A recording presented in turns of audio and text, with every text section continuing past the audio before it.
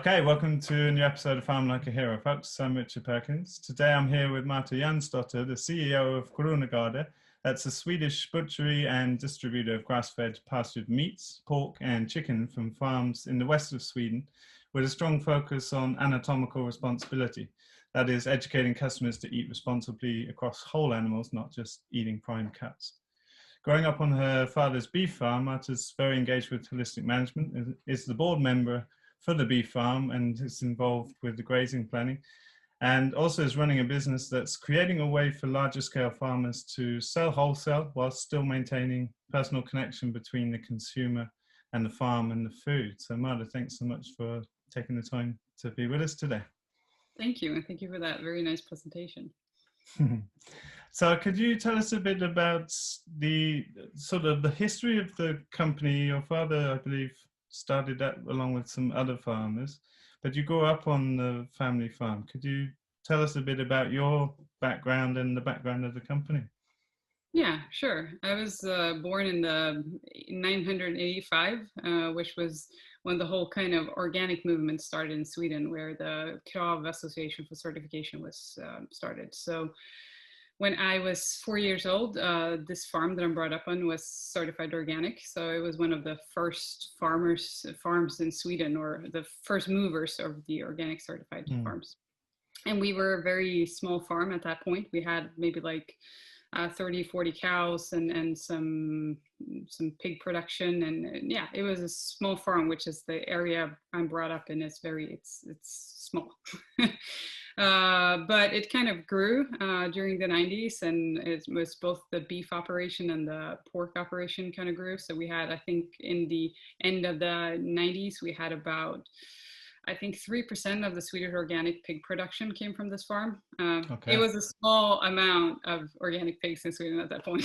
So maybe not so impressive, but yeah. And we kind of, it was the 90s of being really a bit mocked from the industry, because they just thought that organic beef and pork, it was just some idiot in Stockholm who wanted to have that. And it was just, yeah, not appreciated.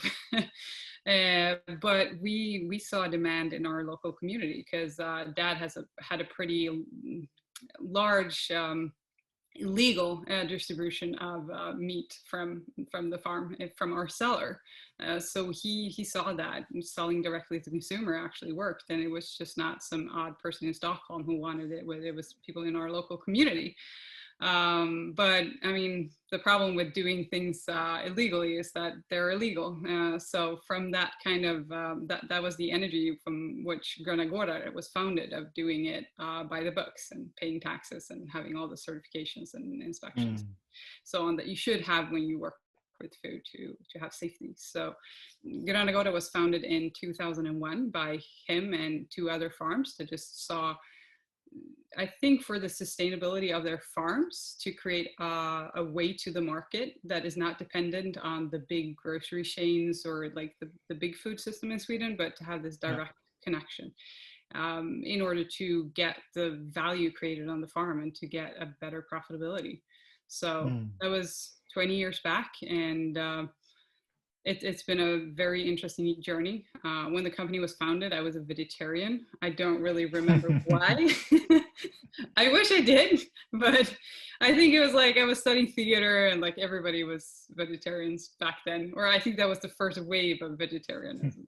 I don't know. But I kind of stopped doing that because it didn't agree with me. And that's where I kind of also more understood the value of both meat as a food, but also the animals out in the landscape and the important job they do for building up fertility and all these kind of things. So I got pretty passionate about it, but I went to Gothenburg, I worked, I didn't want anything to do with the farm. I was kind of, breaking free, and I studied business for 3.5 years in Gothenburg and got a master's or Meister degree there. And when I was finished with that, I was feeling that I didn't want to work for a consultancy firm or just like the man, but I wanted to do something that had a heart and a passion. And that's where Dad and the other guy who started the company has kind of split ways, and the company didn't have any manager or leadership. So I was 24 years old. I did not know how to run a company, but I kind of went into it. And I don't think, not particularly good at it in the beginning, but that's how you learn. So it's 10 years now and counting, and I feel like I'm starting to figure out what it's like to run a company, and what it's like to build a company. I'm still very proud over what it is that we do. This relationship we have with our farmers and people who supply the products we sell, and the way we can sell it directly to consumer. And the most important or most awesome thing is that I feel like people are really starting to wake up. Yeah. When 10 years ago, people were just like, it was like talking to a wall. We were like, we're selling grass-fed beef. And they were just like, doesn't every cow eat grass? Like, no, they don't. But now it's really like people are asking for it. People have another will to pay for good quality. And it's just a very different market now than it was 10 years ago. And I think we can see it on the explosion of the Regenerative too. It's like, I don't think that would have happened 10 years ago. Sure. Or it didn't happen 10 years ago, so obviously, but it's just a difference. So that's my story. That's where I am now. Awesome. Did you go into the business studies with any kind of intention of taking on the business, or did that develop as you were coming to the end of those studies? Oh, no, not at all. I was really like, I didn't want anything. I promised myself not to become a farmer. It's like, I just didn't see any, when you say I shouldn't do anything, that's when you end up doing it. But no, I really didn't want anything to do with it. I didn't see that it was sustainable. I just saw how Dad was working his ass off and didn't, no profit, just very, very hard work, because it is hard work. But I think Dad didn't really share the passion as much with us as kids that I think he could have probably done. And I think that there's something farmers in Sweden generally do. Like, they only talk about what is not good and what is hard, but they don't share the reason why it's worth it, working with nature and animals. And like, it's a really amazing job, but they don't talk about that. They just talk about the negative side, which I think is sad, because it's a lot of benefits too. Sure.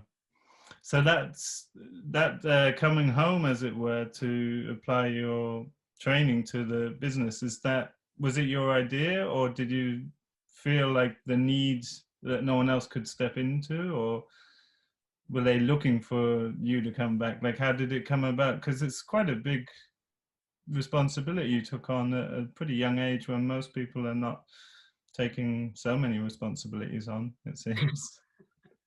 I think I felt like I had to.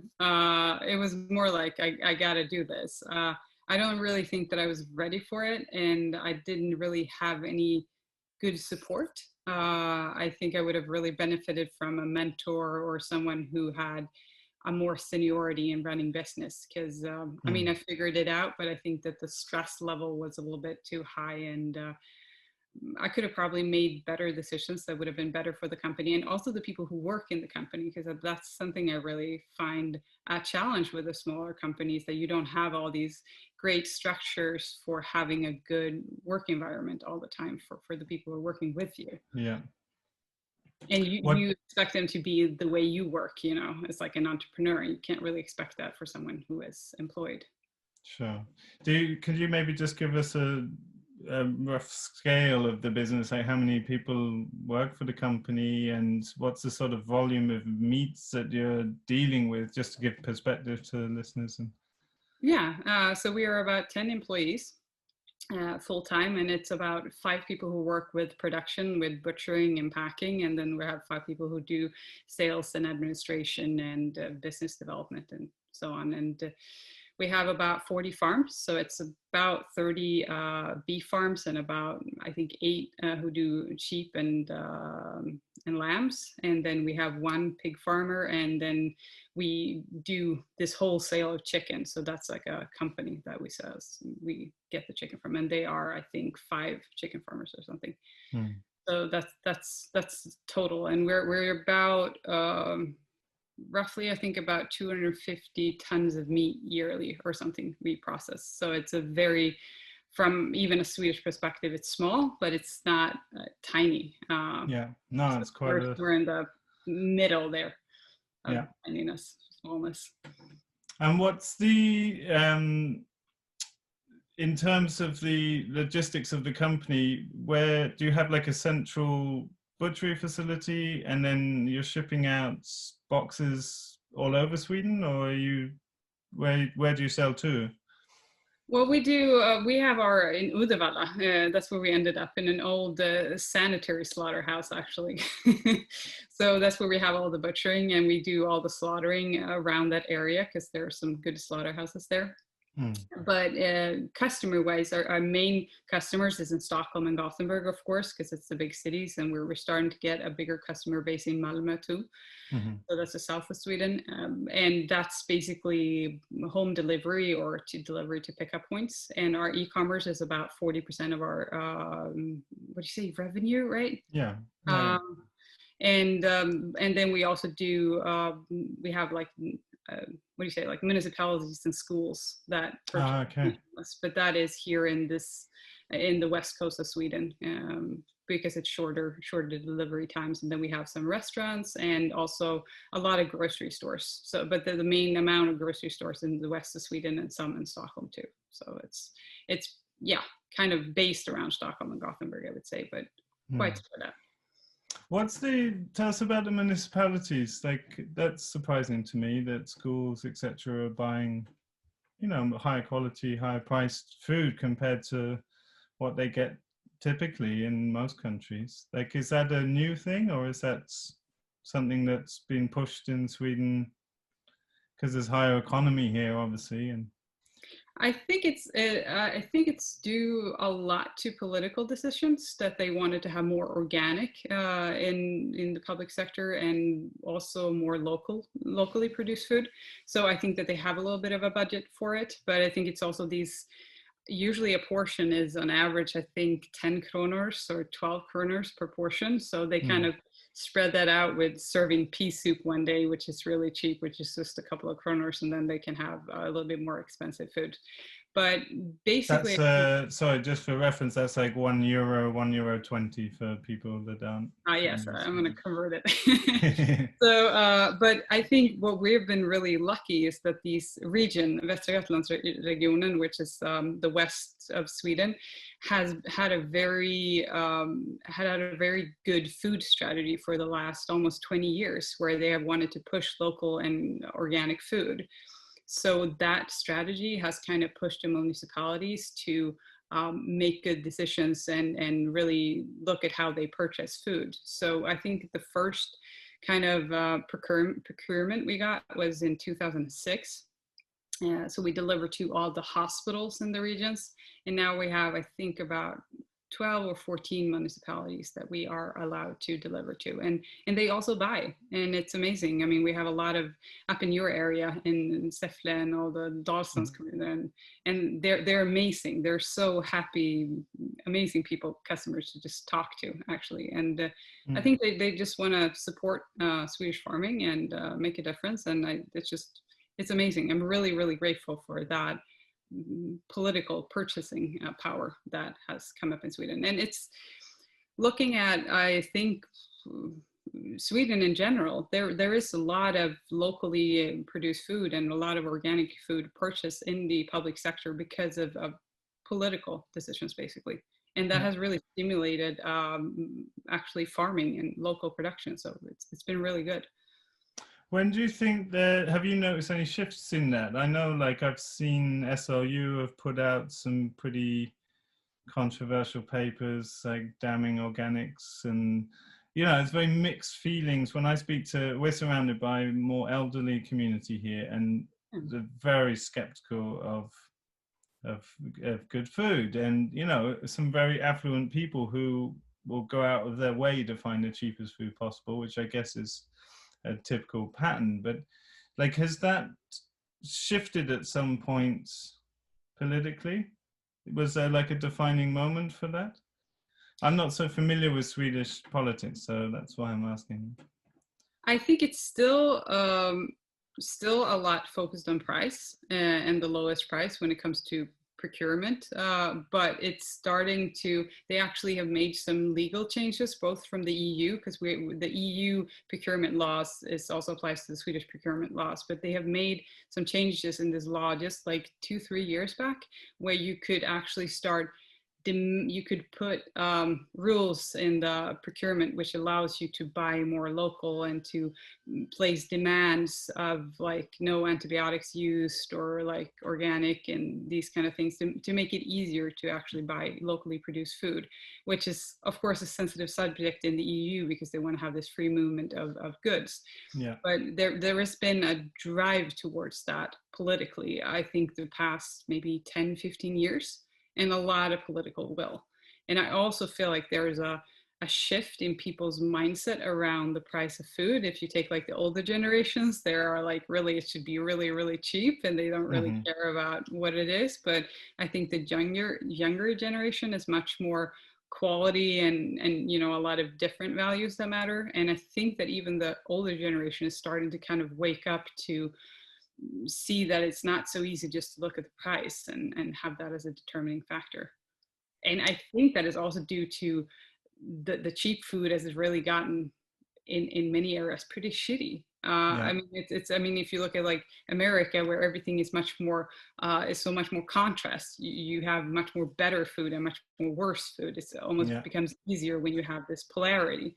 And in Sweden, it's been a lot like lagom, and kind of everything is in a middle way. And I think that middle way, everything's mediocre.